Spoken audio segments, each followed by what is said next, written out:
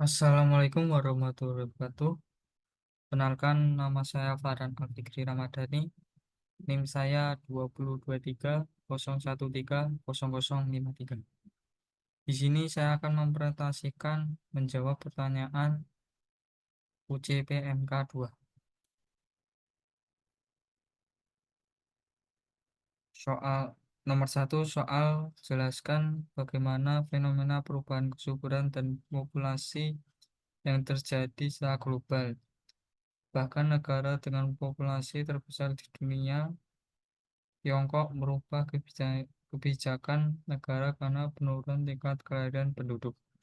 Jawaban saya adalah perubahan kesuburan dan populasi merupakan fenomena kompleks yang dipengaruhi oleh sejumlah faktor, termasuk perubahan sosial, ekonomi, budaya, dan kebijakan pemerintah.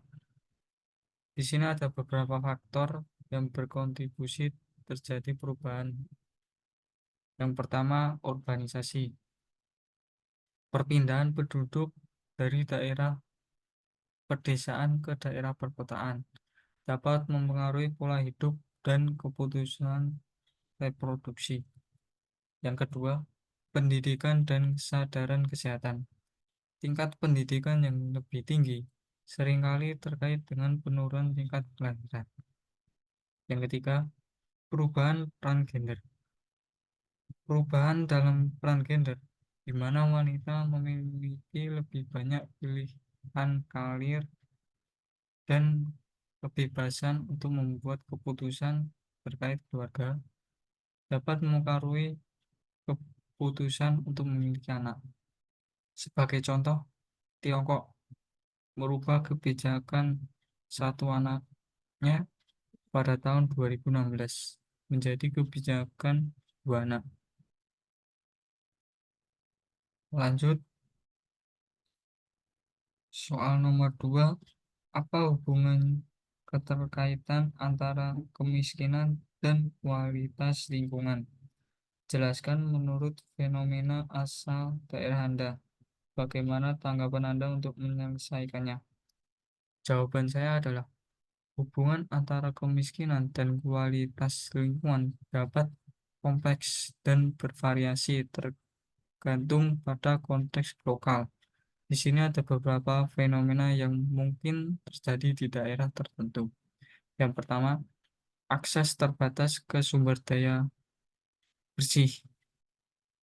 Kemiskinan dapat menyebabkan akses terbatas terdapat sumber daya bersih seperti air bersih dan sanitasi.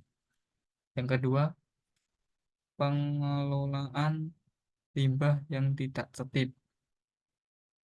Di daerah dengan tingkat kemiskinan tinggi, praktik pengelolaan limbah mungkin tidak teratur.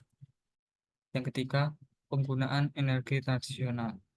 Masyarakat miskin mungkin mengendalikan sumber energi tradisional seperti kayu bakar atau arang untuk memasak dan pemanas.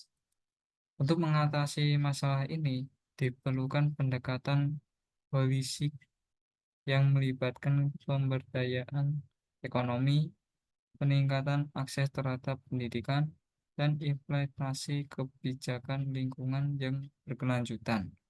Pemberdayaan masyarakat melalui program-program pembangunan, ekonomi, dan pendidikan dapat membantu meningkatkan kualitas hidup dan kualitas lingkungan secara maksimal.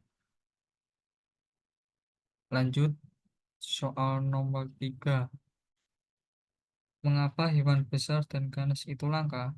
Apa kaitannya dengan piramida makanan? Di sini saya akan menjawab, keberadaan hewan besar dan ganas yang langka dapat dikaitkan dengan konsep piramida makanan dan peran ekologisnya dalam ekosistem. Di sini ada beberapa alasan utama. Yang pertama, populasi yang lebih rendah.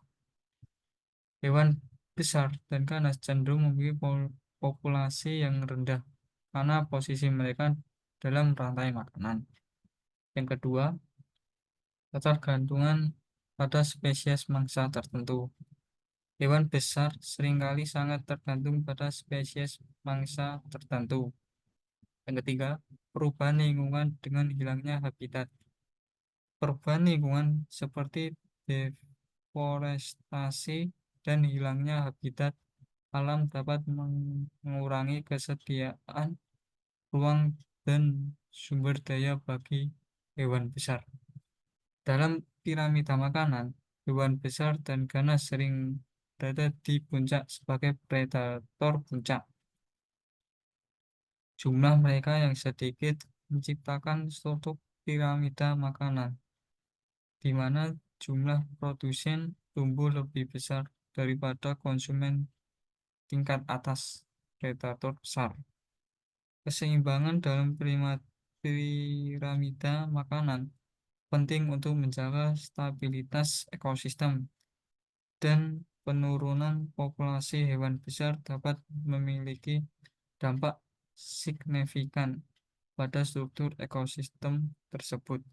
Upaya konservasi dan pelindungan habitat alami mereka menjadi kunci untuk mempertahankan kelanjutan dan keragaman hayati.